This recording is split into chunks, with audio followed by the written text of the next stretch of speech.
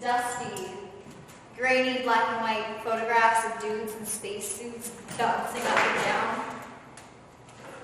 This looks more like my bedroom in college when I didn't clean it for an entire year. Talk about a major letdown. Still, the presence of an actual atmosphere is nice.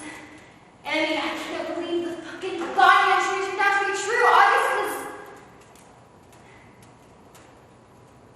August was right.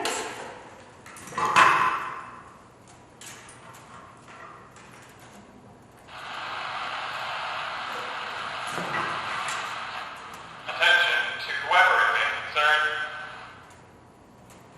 From the National Aeronautics and Space Administration. At 8:42 a.m. Pacific Standard Time, we were alerted to an unknown flying object entering the U.S. airspace above Portland, Oregon. Further investigation revealed that the object was traveling an estimated trajectory towards the moon and originated in the backyard of a residence belonging to Ms. June Tran. Shit. Ms. Tran. This is an official sanction from the National Aeronautics and Space Administration requesting that you cease all lunar activity and return to Earth. At this moment, we are assembling a task force to discuss methods of your retrieval. Upon your return, you will be subject to the legal consequences pursuant to Article 75, Section B of...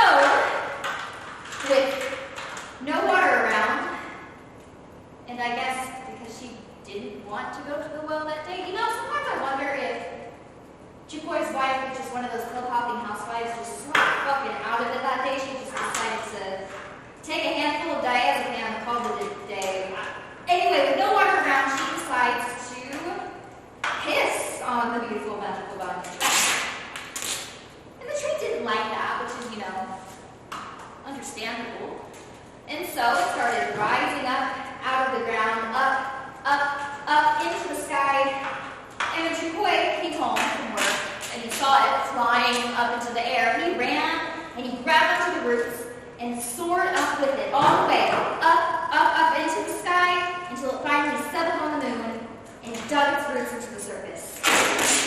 And there, Shukoy sat underneath the magical, beautiful banyan tree on the moon, playing his flute until the day he died.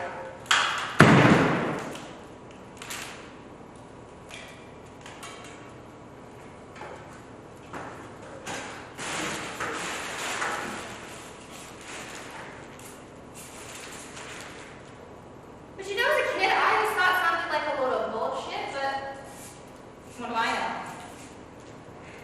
I mean, I'm grateful for it, at least. Shit's gorgeous. And I mean, it's nice being able to breathe in spite of all the... Yeah.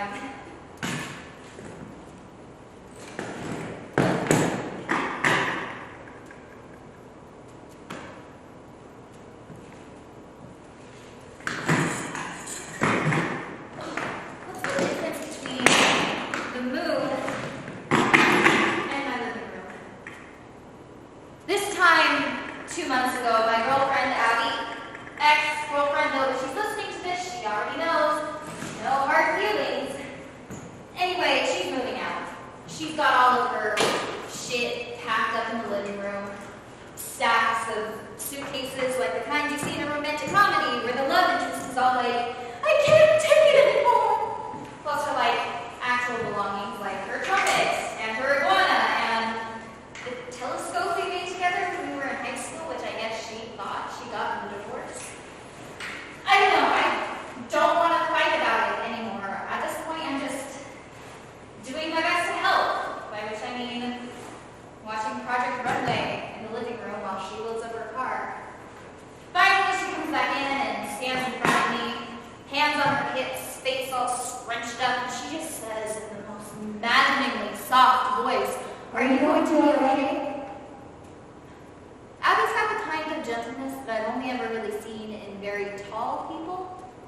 She's the type of person who carries spiders outside instead of squashing them on the spot. It's like she thinks she's in a Roald Dahl novel or something. Are you going to be okay? When I'm gone, will you be alright?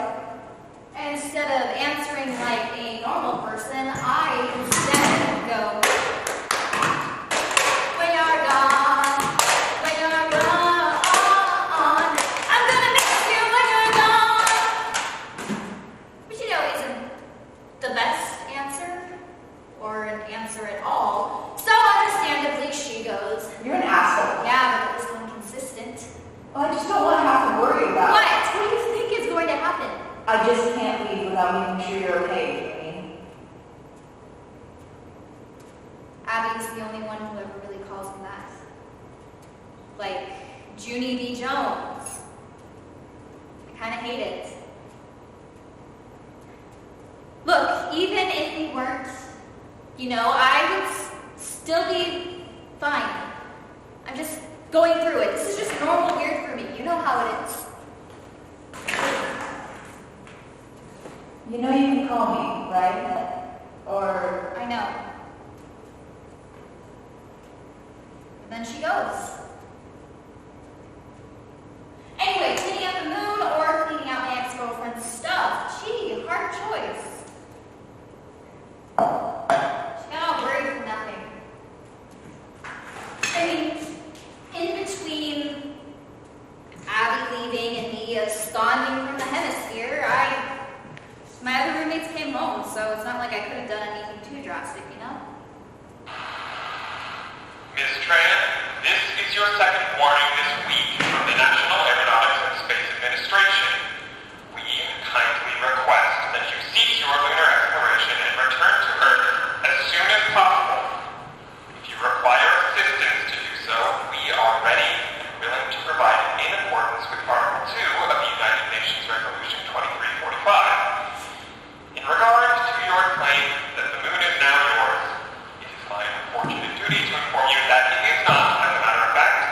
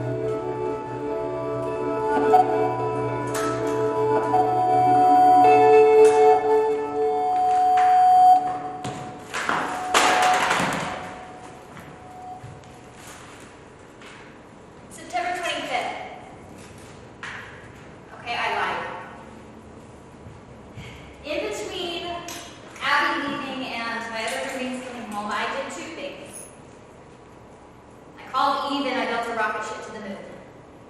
Or like, started building one. That shit takes time, you know? Eve has been my best friend since forever. Diapers, baptism, catechism classes, middle school, the junior year choir trip and bowling alley debacle, our slumber parties and mall trips, and the times we would steal sips of alcohol from our parents' kitchen cabinets. We knew each other better than we knew ourselves. And then she grew up, got married straight out of college, and moved to Canada. But I'm a big enough person not to hold that against her. She's also got a kid, which is terrifying. I was the first person she told, even before her husband. She called me up at 3 in the morning, all like, I'm gonna have a baby. Oh my God. I know, right? Babe. What? You make bad choices. Deciding to have a baby is not... No, I mean in general. Phrase that, rearrange it. You'll find the conversation we had when I called her at 3 in the morning, all like, Abby and I broke up. Oh my God. I'm feeling pretty okay about it. What are you doing right now? Looking up how to move to the moon? Stop that. In a purely academic What's in your sense. mind right now? Container of kerosene? What? A kerosene container? Put it down. You ever notice how once your friends start having kids, suddenly you're the irresponsible one? Eve once spent an entire month in high school pretending like she only spoke Vietnamese just to make a very stressed and strung out English sub excuse her from a test. Now she's all like, What's that in your mouth? a dick. Spit it out. Right now. She was ready to fly all the way to Portland from Ontario, whatever the fuck that is, just to make sure I wasn't gonna, like, shave my eyebrows off or try and have sex with the dude who lives by the Lombard 7-Eleven. Both of which she did do in high school, by the way. But I told her I was fine. And I was. Completely fine. Well, do you want to talk about it? No. She's got a kid. A little girl, like 2 or 3 years old. She can't drop everything to go and get Chinese food and listen to me cry in the car anymore. And I don't want her to. She shouldn't have to. That's what growing up means, right?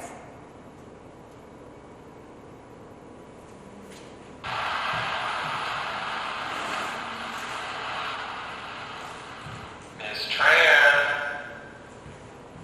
Miss Tran. Miss Tran.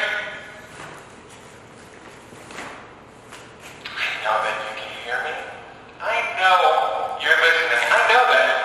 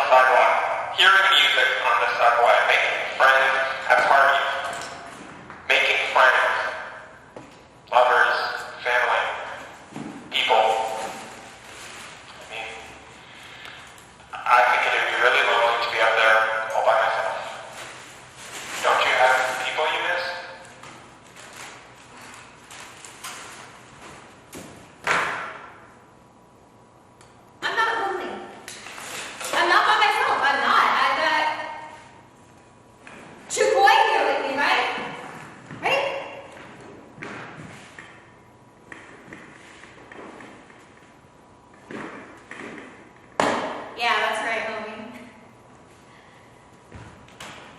Yo, Houston, it's me, June.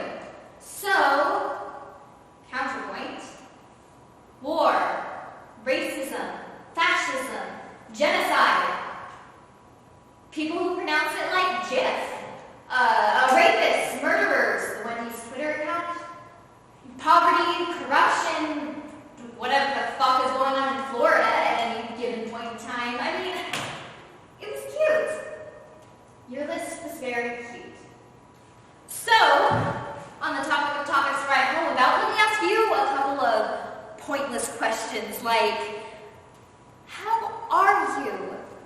What is the nature of good and evil? If a tree falls in the forest and no one is around to hear it, am I still banging your mom? Wait, no, wait. I'm serious. You can wax poetic about everything I'm missing down on your little lonely planet, but riddle me this. What would you really, truly, intrinsically take with you? Anyone can miss fucking Disneyland, but I really hope that's not what your argument for humanity hinges on. I'm still not coming down. Consider me Voyager 3, ass face.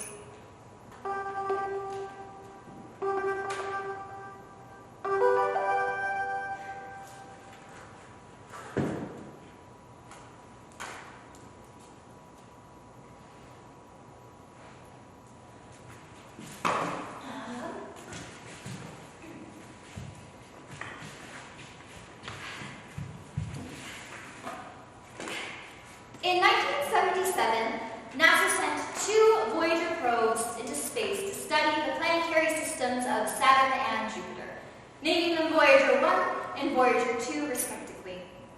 Voyager 2 officially reached outer space on November 4th, 2019, outer space being beyond our solar system. They are the furthest man-made objects ever to come from Earth.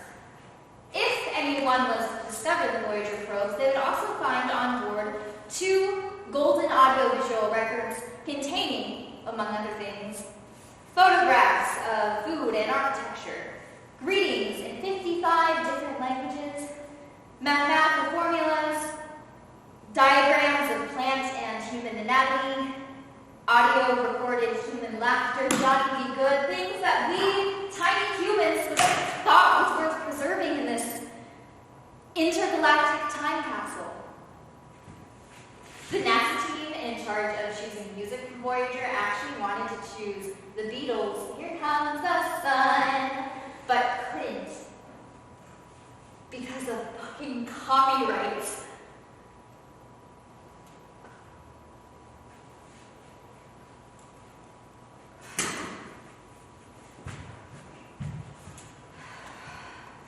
You know when you're a kid, everyone has their thing?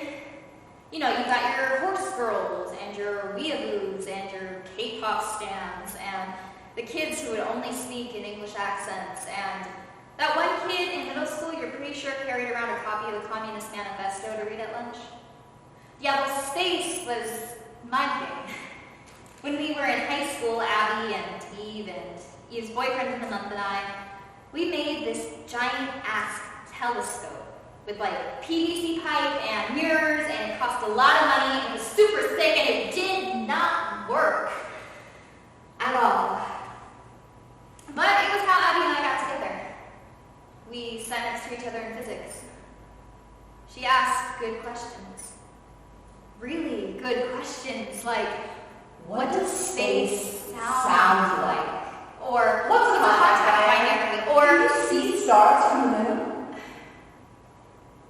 High school Eve went through boyfriends like tampons, but I was the one who could string together 2 sentences in front of strangers. People called me quiet and shy. I just didn't know how to be a fucking person. I don't know if putting the telescope together was part of Eve's long-term scheme to get me and Abby together, or if she just really thought I needed to make new friends, but I wasn't thrilled initially. Look, I'm sorry. Okay, I know it's gonna bother you so much.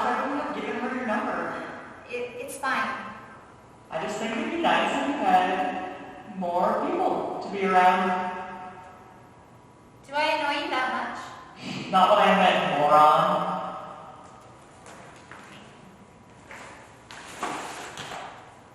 Why do you even have these? Plain reasons, obviously. Anyway, what's with the sudden sleepover? Seriously, you know Spotify exists, right?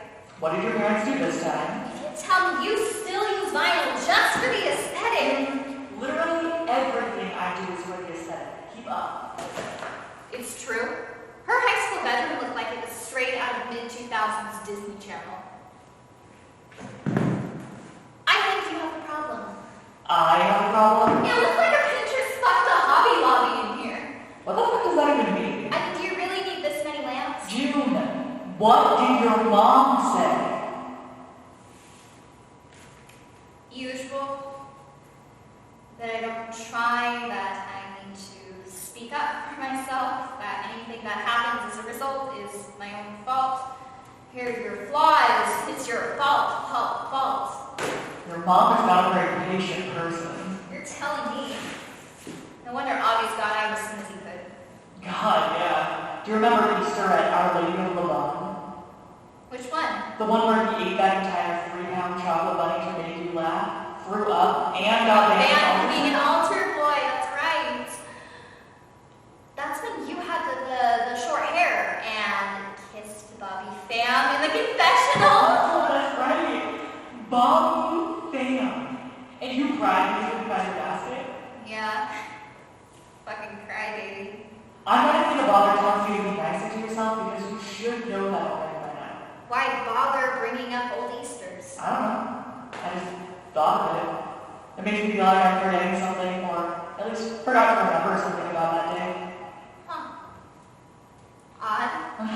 Yeah. It makes me feel both too old and too young all at the same time. Bitch, what are you talking about, too old? You can't even drive yet. Besides, I'm always going to be around, so I can help you fill in the blanks. Shut up! I'm definitely gonna pass the test next time around, okay? Anyway, speaking of Bobby Pham, have you seen him lately? Baseball team. Boy has blown the fuck up like 10 out of 10 would get to second base by Team's balls for the second time. Baseball. Boy has blown the fuck up like 10 out of 10 would get to second base by Team's balls for the second time. Baseball.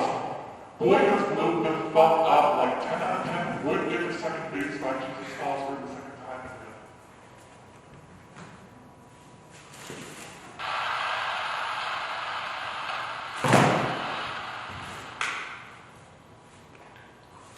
A digital copy of Hearts of Darkness. My mother's recipe for a perfect quiche. Maybe a few letters. Handwritten, you know, like those old-fashioned love letters. Doesn't matter about who, just so like years from now, people, or aliens, or whatever, can read them and be all like,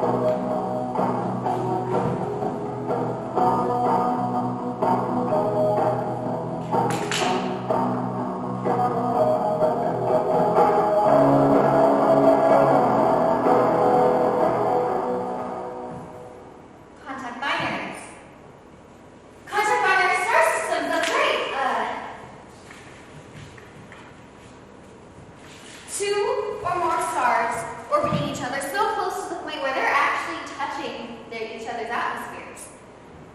These stars are really volatile and prone to collapse because of their intense magnetic fields and the way they trade matter in between each other. In photographs, contact binary star systems often look like giant misshapen peanuts because oftentimes the two stars are not the same size. These stars are so unstable because they're so close together. The best way for a star to stay alive is to keep its distance. That was a common fight Abby and I had the entire time we were together. She maintained that the oldest stars in the universe are the smallest, which is true. Red dwarfs contain less fuel than larger stars, but consume it at a slower rate, meaning that they burn not as bright, but longer than larger stars.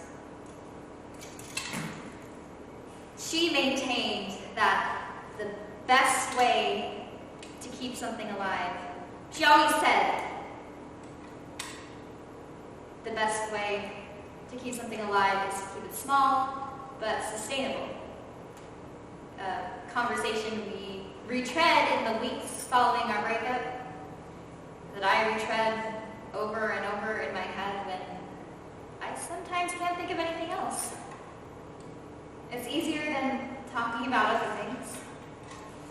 So I'd always shoot back, it's a matter of perspective. Some of the stars that we view on telescopes have traveled billions of light years to reach us. Some of them are probably already dead, but to our eyes, they're still alive because they have so far to go. Ergo, ipso facto, they will be seen as alive, longer than the ones that are closer to us that will die and be seen dying out closer to their actual date of death. That's subjective, not science. You're subjective, not science. Seeing something die is different from something actually being dead. Have you been watching Criminal Minds again? No, someone changed the Hulu password. Ooh, what's up, Brave? June, I'm the one who pays for that account. Just admit I'm right, and time is a construct anyway. You can make things last longer by keeping them at a distance. Stars, yes. You're making this conversation last longer by keeping logic at a distance. She never actually says that, but it's true. I never know how to talk to her otherwise. What to talk about, other than making up nonsense to keep the conversation from dying. Finally, she says, How are you doing? and I shoot back, absolutely fine. I'm building a rocket ship in my backyard. Of course you are. Have you talked to... No. Maybe you should. No. I mean, what's the worst that can happen? I'm not talking to August. End of story. It's the first time I've said his name in a long time. Finally, we just sit on the line for a while, listen to each other breathe. Finally, I say, do you still have that telescope? Yeah, it's still shit. In a couple of weeks, aim it at the moon. You'll see me waving. Junie, I'll talk to you soon. Assigning memory carries a certain responsibility. If I don't remember these conversations, who will? Certainly not Abby. Who's to say I'm not doing important work here? I am the opposite of a telescope. I'm great at making things that are too close seem far away.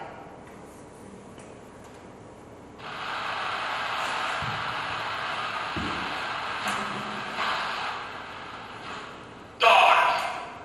Yeah, that's right, asshole. I said what I said. Dogs. I just watched this whole-ass documentary about guide dogs. Let me tell you, if you could watch 10 minutes of it, you would run screaming back to her. It is a Saturday Earth night in Texas. The documentary follows 5 dogs who are bred and trained to be guide dogs for the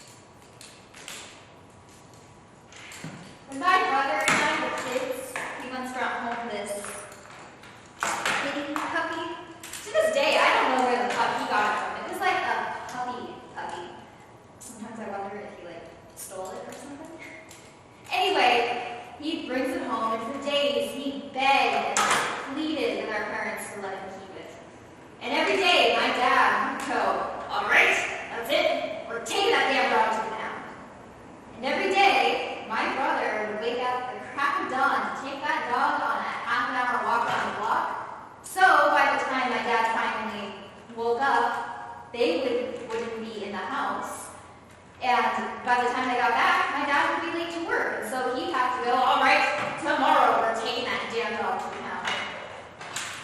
And this went on 4 months. My brother always had trouble waking up on time to get to school.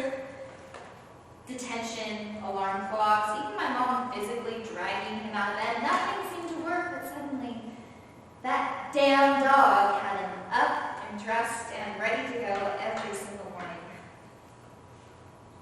Sometimes he'd take me with him. He'd wake me up by dumping the puppy right there, right on my chest. And we'd walk around the block, complaining about mom and dad. And sometimes he let me hold the leash. God, he fucking loved that dog for years and years. He named it Male, which means cat, because he thought it was so funny, so clever, calling a dog cat. Well, she was a good dog. Inconsolable when he left for college. She wouldn't eat for days. We had to put her down halfway through his junior year, but he was busy studying midterms and couldn't come home in time, and then after that he just stopped coming home altogether. Anyway, my rocket ship's name is Hale, which means pig, so I'd really appreciate it if you refer to it as such in the future. Also, my landlord can't complain. I told him ahead of time what I was going to do. I told him I was having a barbecue. It's not my fault he didn't listen.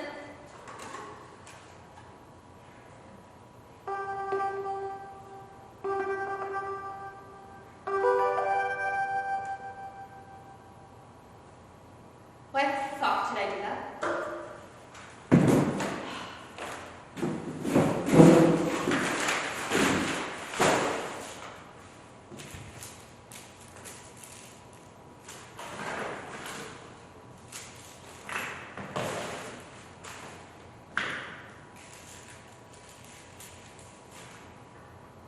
October 3rd.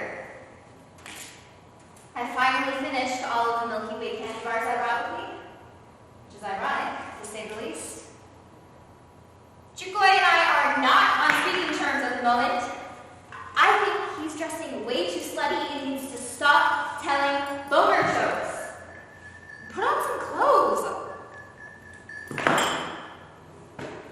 I've been keeping up with consistent exercise, doing my daily paces from Merrick Majoris to Merrick Serenitatis. Past the Plato crater, it does tend to get pretty dusty. But other than that, it's fairly pleasant. I wish I could figure out where all this trash is coming from, though. I like to think that all of the garbage that gets thrown into the ocean somehow ends up here, like a wormhole to the Luna Maria. Nearly done, though, I think.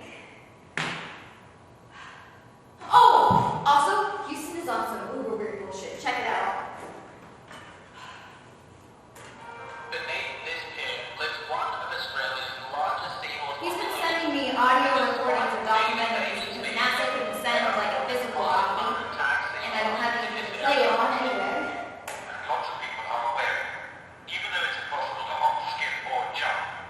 You see, Britain imported a lot of cotton from the now Confederate States. I It guess had to we're be not cotton talking that about. actually depended on them. And it wouldn't be half bad, except I think he's actually watched all of them and wants to talk about the NASA rules. Look, I knew the guy was from NASA, but I wasn't expecting him to be such a huge fucking nerd. Can you believe this lost at the Academy Awards to fucking OJ?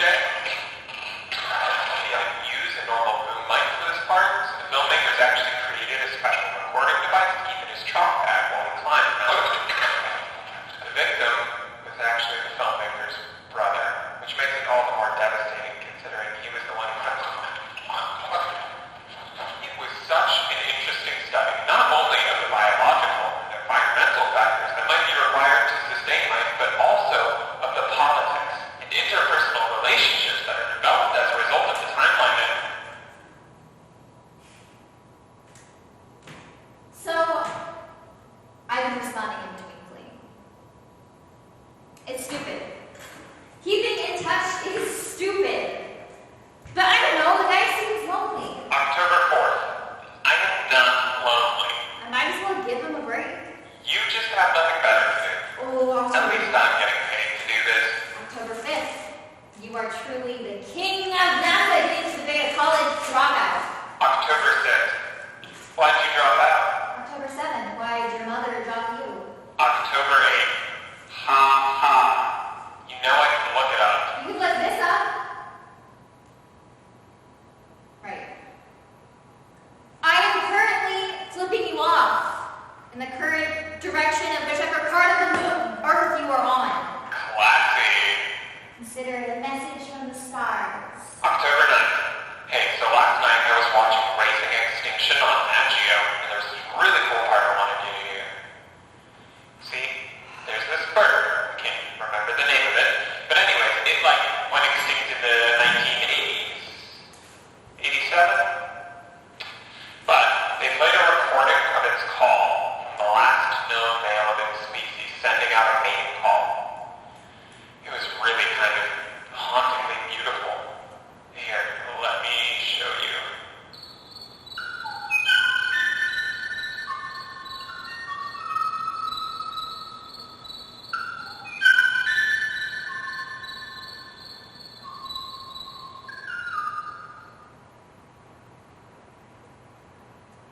Creepy. Thanks.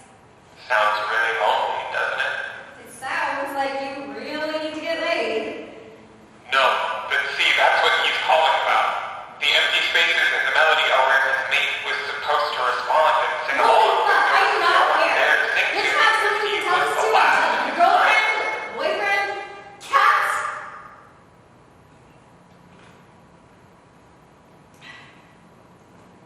Yo, Houston.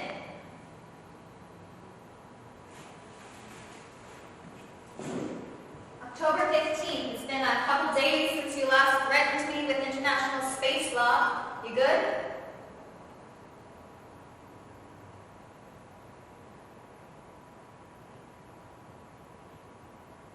Oh, I get it. I see what you're doing. You think I'm going to freak out and have a come to Jesus moment and run screaming back to Earth, huh? You're not slick. You're not even all that interesting. You're just like a default radio station in a car whenever you turn the engine on.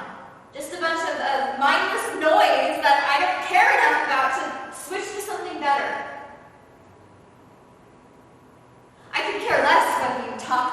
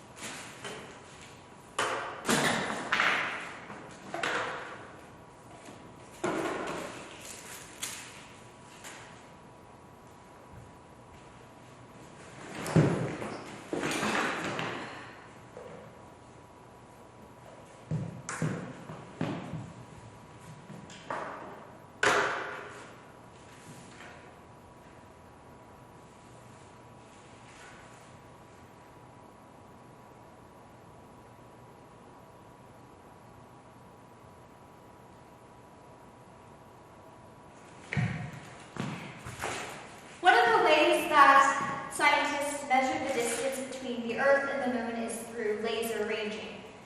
In 1962, a team of researchers at MIT successfully reflected the light off of the Moon's surface, sending out a millisecond pulse of light and recording how long it took for the light to be sent back. When done with the right equipment and with the right conditions, laser ranging can calculate the distance between the Earth and the Moon with millimeter precision. One of the things discovered through repeated tests of the laser ranging is that the Moon is actually moving away from the Earth at a rate of 3.8 centimeters a year. That's as fast as your fingernails grow. One of the common theories of how the Moon was formed is that billions of years ago, a Mars-sized body struck a newly formed Earth, and pieces of the Earth's mantle broke off and floated out as debris into space. Over time, gravity condensed the debris into a singular form that we now know as the Moon, but technically it's made of the same things. It just broke apart and moved far away. Never wanted to be an astronaut. I studied astronomy and astrophysics in college until I dropped out, but I just wanted to teach. I thought it would be less pressure, less risk, I guess, but even then, I guess I just couldn't handle it. Eve kept trying to convince me to go back. We picked up a lot of bad habits over the years, whether from each other or other people, but she at least wanted to try to fix them. She stopped smoking when she found out she was pregnant with Celine. She started doing mass again, started cooking at home to save money. She steadied herself, collected herself, brought the pieces of herself together into something solid and dependable, became the sun that her daughter could build a solar system around because for the first time someone needed her to be there. Or at least that was my theory. Sometimes I wondered if maybe I should have gotten knocked up, like maybe that's what I needed to get my life together. I made that joke the last time I talked to her about 2 weeks before I left for the Moon. She didn't laugh. She just got super quiet over the phone. I thought she hung up, honestly, but she scared me, so I said, "It's just a joke." It's not funny. It's a little funny. Have you considered maybe taking the steps to change your life without needing to bring a child into the mix? Eve, you and I took our first communion together. I think you know I've already accepted Jesus into my life. That's not what I'm... God damn it. Oh, language. Have you maybe tried adding another dose of God into your everyday routine? Have you tried being not being an asshole for once? That was harsh. No. It was honest, and I respect that. You know how I feel about that? Right. You consider half-truths to be right next to lies. Lies I consider to be unforgivable.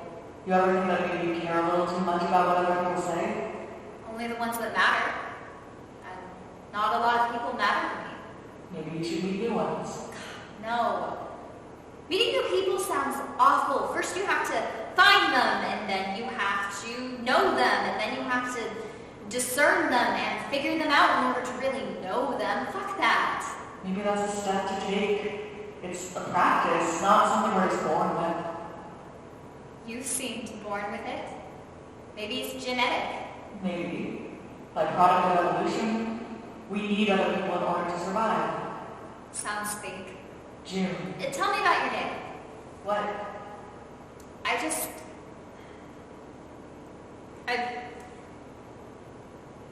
I realized we haven't talked in a while.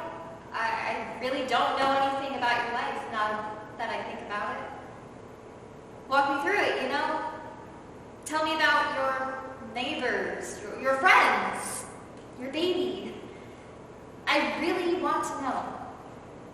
Please? I took Celine to the grocery store this morning. She's starting to learn her colors and shapes. I point to a tomato and she calls it red. Her favorite kind of mac and cheese comes in a yellow box. I think she understands more than anyone knows. She doesn't speak much, but her head is always tilted a little, like she's always listening. She's got the most beautiful bright eyes you've ever seen, like an afternoon summer sky. She wanted me to make her nails this afternoon. She didn't ask, but she couldn't keep her eyes away when I got mine done. I asked what color she wanted, and she couldn't decide, so I painted every single one a different color. Her hands are so small, June. Tiny fingernails, perfectly shaped. They told me she had started growing them back in my first trimester, but it hadn't occurred to me then how beautiful they were. Human fingernails grow at a rate of 3.8 centimeters a year. Really? I didn't know that. Is that pretty fast? Yeah. You blink, and next thing you know... She'll like that. Hey, June. You know there is love here, right? Even if you can't see it? What on earth are you talking about? Things still exist when they're out of sight. I think you forget that sometimes when we haven't talked in a while, that nothing's been lost. What's your day been like?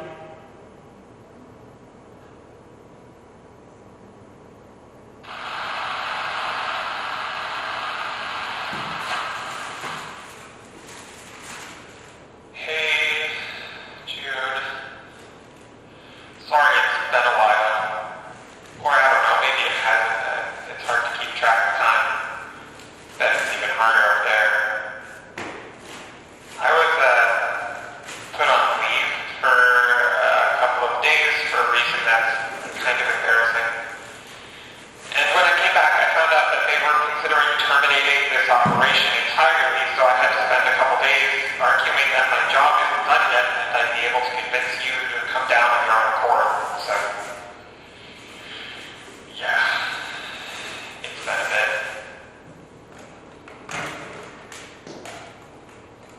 I stole a dog. Okay, maybe stealing is stretching it. My neighbor has a Yorkie, sweet little girl, and holy shit, she never shuts the fuck up. Every morning, every night, just yip, yip, yip, yip, yip, yip. Anyway, there's supposed to be a fence that divides up our backyard, but one part's kind of torn up with like wood rot, and I don't really give enough of a shit to replace it. And Dixie, yes, that's the dog's name, and yes, they are, you know. Sometimes she digs underneath it and wriggles through and ends up in my backyard. So a couple days ago, she comes through and is barking up a storm. I go over to the house next door to let them know, but no one's answering the door. They're not exactly the friendliest people in the world. And little D likes me well enough, and she calms down a bit once I feed her a little bit of hand, and next thing I know, she's following me into the house, and she doesn't want to leave. So we just kind of hang out for a couple days. And she's really chill. She only barks when I leave for work and come back. Other than that, we just kind of coexist. I talk to her about my day, and she'd listen. I tell her about you and the shit you do, and we watch Netflix together. I even bought a little bed to put on my couch so she'd have her own space. Also, I felt really weird about calling her Little D, so I might have started calling her something else, and you can't get mad just because she started responding to it because I was talking about you so much. But anyway, No. I started calling her June, and Oh, motherfucker, you did not. technically, it was dog napping, but the neighbors were the one who left her behind for a week in the first place. You shouldn't leave dogs. It doesn't matter the reason. They can't comprehend the why. All they know is the leaving. And she didn't deserve that. So yeah, you can probably guess. The neighbors came back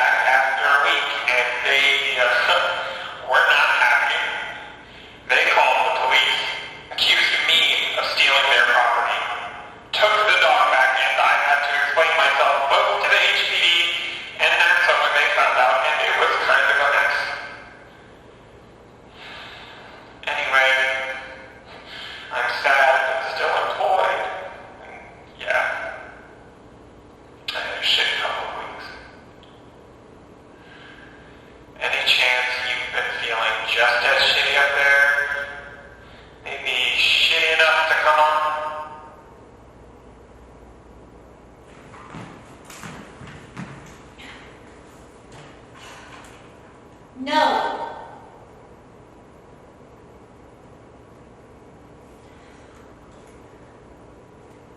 Also, I'm sorry about your dog.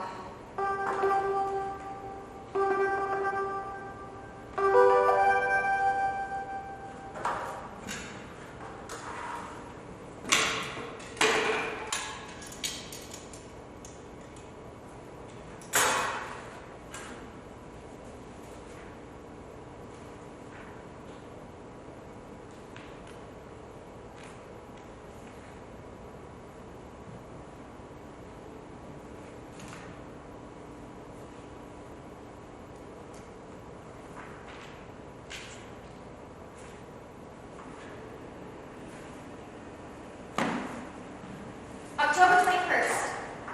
I finally finished all of the books I brought with me. Even the long, boring ones, like that whole chapter in Pilgrim at Tinker Creek about the bug eating the frog. Jesus, what a waste of paper. Abby always said I use too many words. When we'd fight, I talk myself into circles, making up nonsense just to prove why I was right and she was wrong. In total, between when we got in together in high school to now, we broke up a total of 5 times. The longest was in college. We didn't talk for 8 months. I started dating a guy from one of my classes, Eric or Aaron or something like that. He even brought me home for Thanksgiving, which was a choice. Honestly, I don't even really know if I liked him or if I just really needed to be with someone. But he was nice to me. And then I came home for spring break and my grandfather's nail, and she was there. I had forgotten. I had brought her with me to the nail back in high school. The first year August stopped going because I didn't want to be by myself. And it made sense. I mean, my family liked her. I had just forgotten. And we fall back into the familiar routines, the familiar conversations, and that's the thing. It's always so comfortable, like putting on a winter coat that you haven't worn in months, but just the act of putting it on feels like coming home. Abby has always been the softest thing in my life. Maybe that's why we keep drifting into each other's orbits, because I can't help but get pulled into her gravity. Because I don't want to help myself. I honestly thought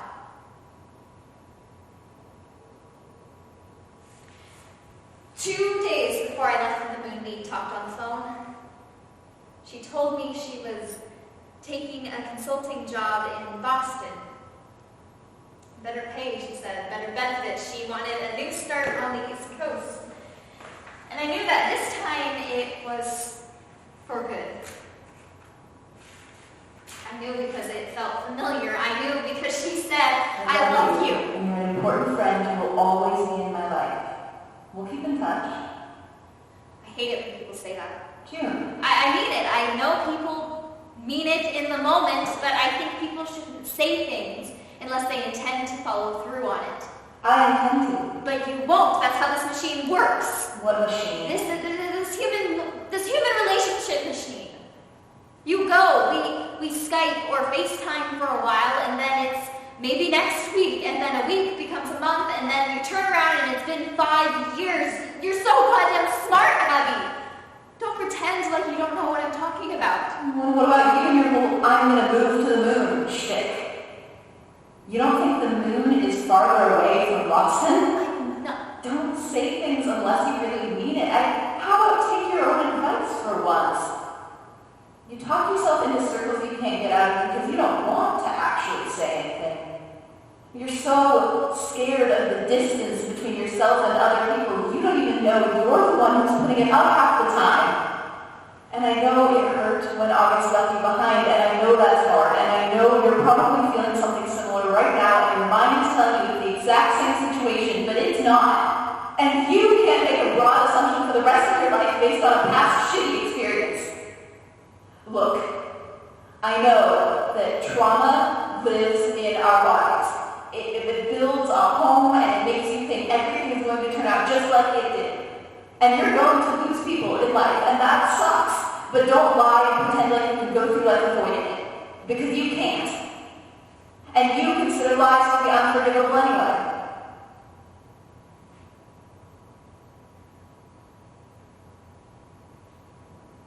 Who the fuck told you trauma lives in our bodies? What kind of psychosomatic bullshit? I heard it in a documentary, alright?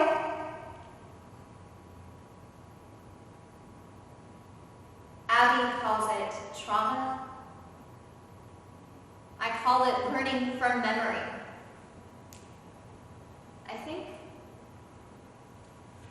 I think I still have her voice memorized somewhere by heart.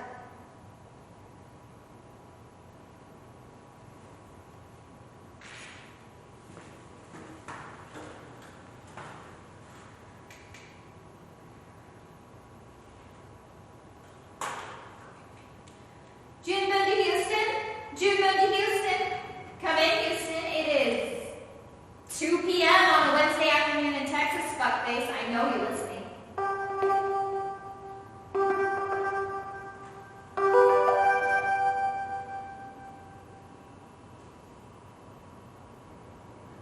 This is Houston. Sup, June, here to discuss your terms of surrender. As if I could do this till the sun goes supernova. No, I actually wanted to ask you a question. Alright, go ahead, but only if I could ask you one too. No, I'm not coming down. That's what I was going to say, but by all means, if you're offering. No. Well, it was worth a shot. So, what's your question? Are we friends? Friend? Yeah. Friendship. A form of relationship, usually stronger than association, usually stronger than acquaintance. Yeah, no, I'm familiar with the concept. Then it should be that hard of a question, yes or no? Hey, don't get mad at me, I'm just... Mad. I'm not mad. June, do you even know my name? Does it matter? I mean, usually. I'm not a big fan of usual, as you can probably tell. What does it matter if I know your name? You don't know how to ride a bike. Hey, I told you that in confidence. You don't know how to ride a bike. You had a roommate in college who genuinely thought eating an apple every day constituted as a form of healthcare. You like kettle corn better than regular buttered popcorn. Can't stand pineapple on pizza. And you drink coffee with way too much sugar but no cream. All of which means you probably were born with no sense of taste whatsoever. You were in the AV club in high school. You read The Art of War in a week, but you still lose every single time you play at this. Your uncle died of cancer when you were 14. Your most prized possession is a copy of Hearts of Darkness signed by Coppola himself. You really want a dog. Probably even more than you actually want me to come back to Earth. What does it matter if I know your name? You know, out of all the friends I've ever had, you definitely talk the most shit. Okay, out of all the friends you've had, what, you mean all 2 of them? I'm just saying, that was a lot of words to make a point. Is that a bad thing? No. I think you use too many words because you think it's the only thing you're good at. I think you use too many words because you don't trust the holes that language leaves, and the thought of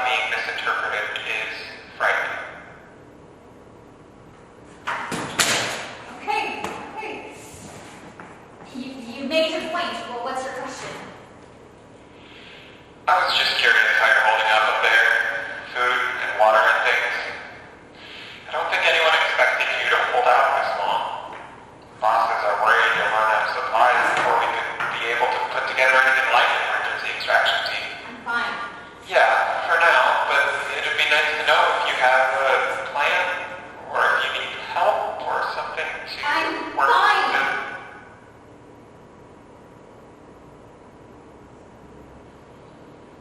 You used to work part-time at your college radio station and liked it so much, you made a copy of the key to the studio so you could sneak in and listen to music on nights when no one was around.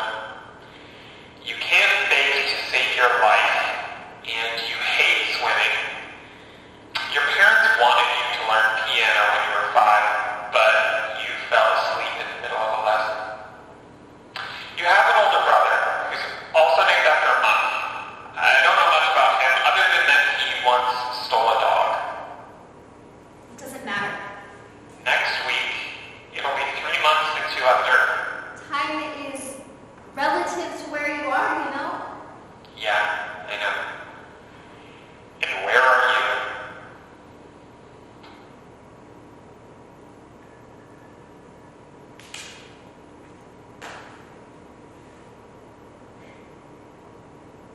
A week and a half away from running out of food. There, you happy? Houston? Houston!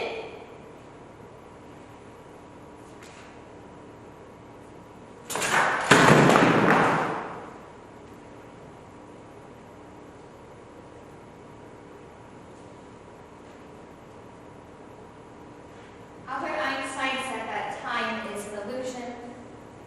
Depending on where you are in the universe, time affects you differently. If you're in a spaceship traveling at the speed of light, you would age slower than you would if you were down on Earth. It's called time dilation.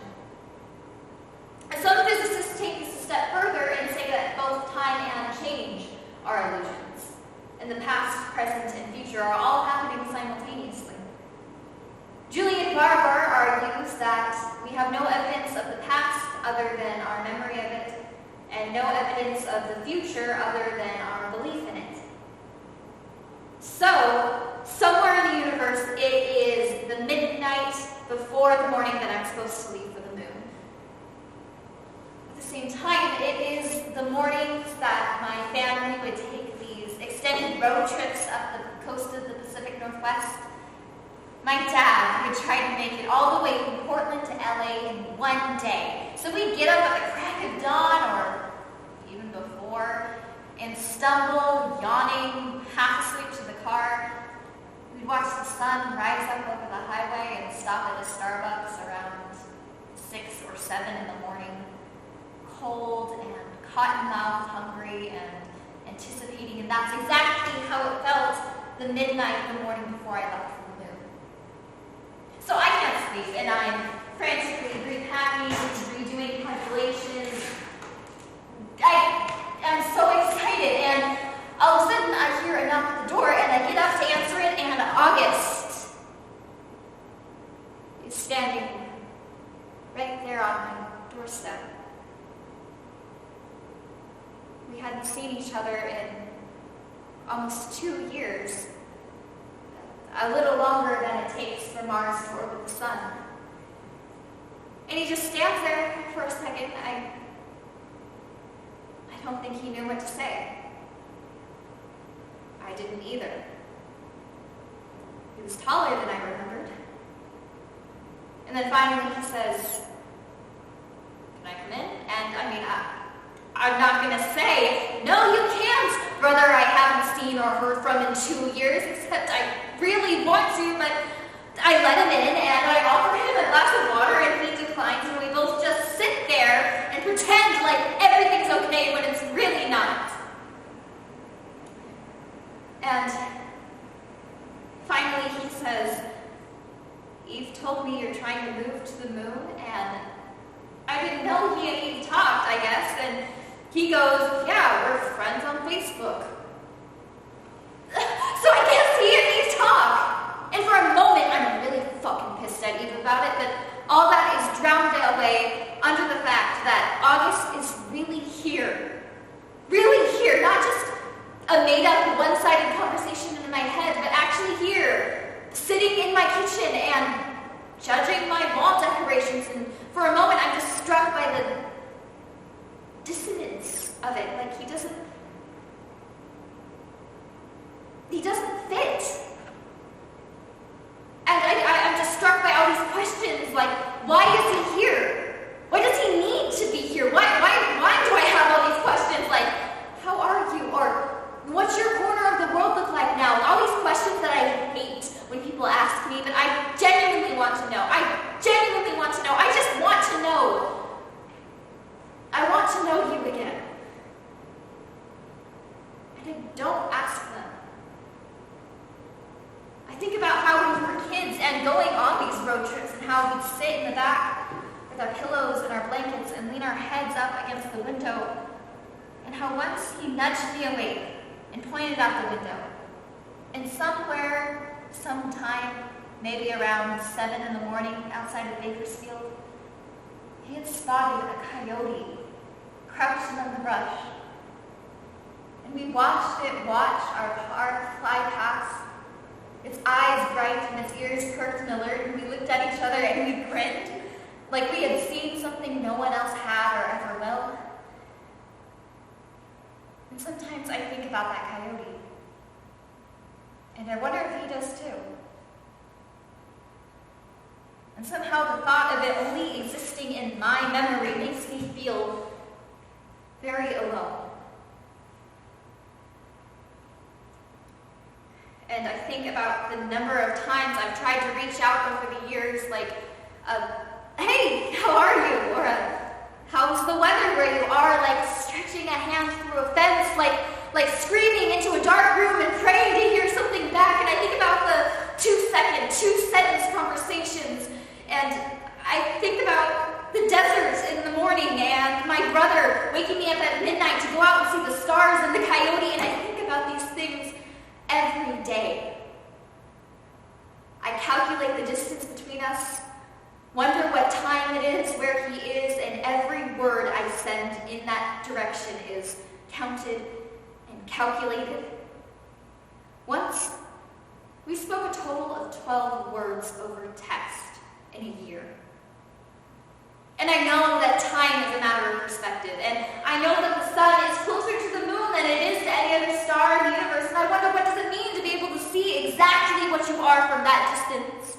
Because my brother is standing right in front of me, but at the same time, he is so far away. He says, I want to help, but I don't know how. And I say, I think I'd like you to leave now. Because the staying hurts more, I guess. Because I don't know how to ask a stranger something I've never been able to ask anyone before. So he goes. He turns and he leaves the water glass on the table. He notes the dying plants and stack of unopened mail by the door. And the last thing my brother says to me is, "Your place is kind of a dump, sis."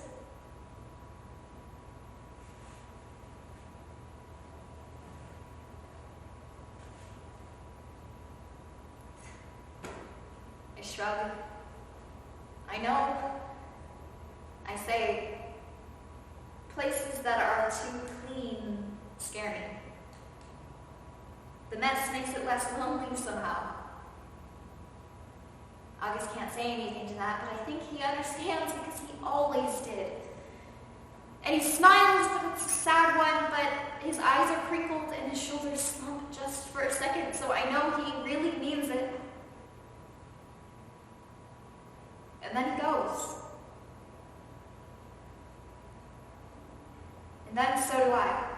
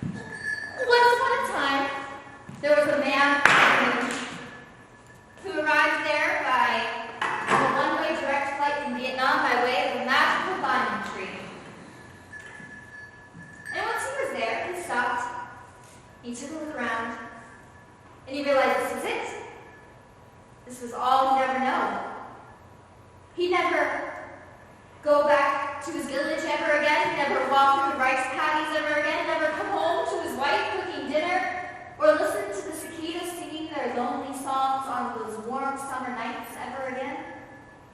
And initially, he was fucking pissed.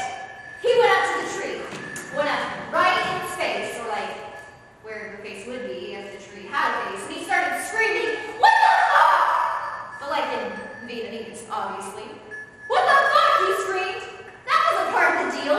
That wasn't part of the magic you were supposed to do. And what about me? All of my family, all of my friends, they're back on Earth, and I will never see them again. What the fuck?" And the tree, surprisingly, responded, "Well, why the fuck did you let your wife pee on you?" Which is, again, a pretty good point. But she continued, "If you didn't want to leave them behind, why did you hold on so tight to me?"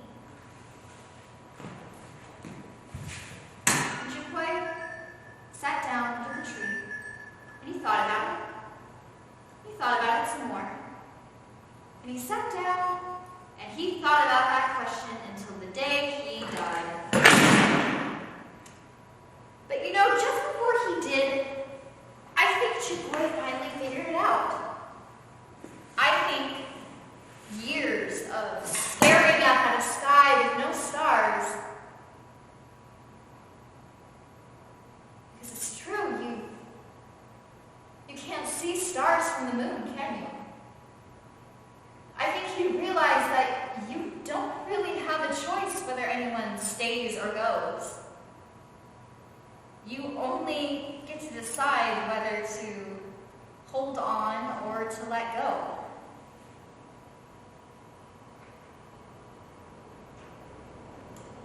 I still don't know how to let go.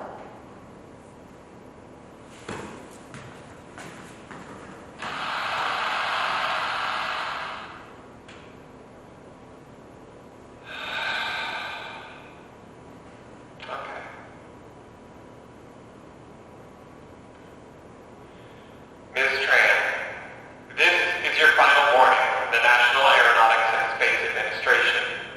After this broadcast ends, we will no longer be in contact and will no longer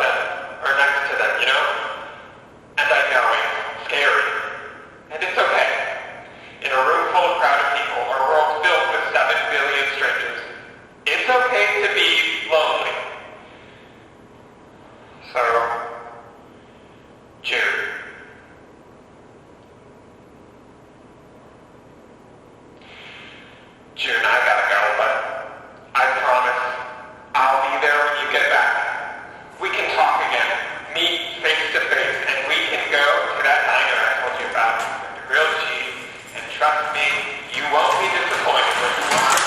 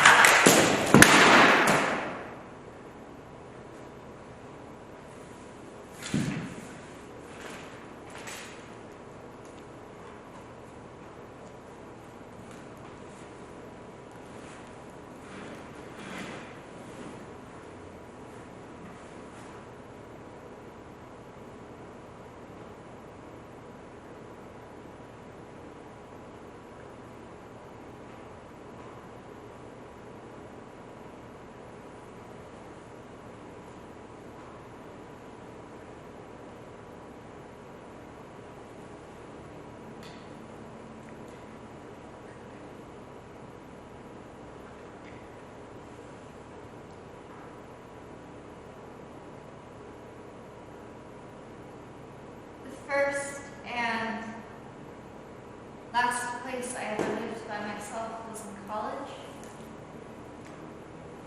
When I moved off campus into this beautiful brand new house with hardwood floors and granite tabletops and air conditioning and a rent that was way too high, but my parents liked it and it was close enough to campus, and I thought I would honestly be okay working 50 hours a week during the summer to try and afford it. And I was just so proud to be on my own, living on my own with a room of my own. And my other roommates didn't move in until a month after me, so for a while it was just me in this house, all by myself. And in the mornings I would wake up and I'd make coffee in this Star Wars coffee maker that my ex-boyfriend had bought me for like $15. And in the beginning I didn't have pots or pans, so I would make ramen with hot water from the coffee maker too. Until I could finally buy things like pots and pans that could make things like spaghetti, so I bought a bunch of spaghetti and sauce and would make shitty pasta. And in the evenings I'd sit on the floor and eat dinner and stare up at those high ceilings night after night after night. And I didn't clean my room for a whole year. And then sometimes I'd invite over my friends because I had such a beautiful house. And I'd ask my friends who were older who could buy me alcohol. And we'd cook the pasta and throw it at the kitchen cabinets to make sure it would stick, because that's the only way to know if it's cooked. And I'd always invite them over the same way. I'd always say, I have too much fucking pasta, you better come and take it off my hands. The thing I could never actually say was, please, come and eat my food. Please, throw spaghetti at me and laugh. Let your voices fill these empty spaces all the way up to those ceilings that are way too fucking high. The thing I could never say was, please, don't go. Please, don't leave me alone.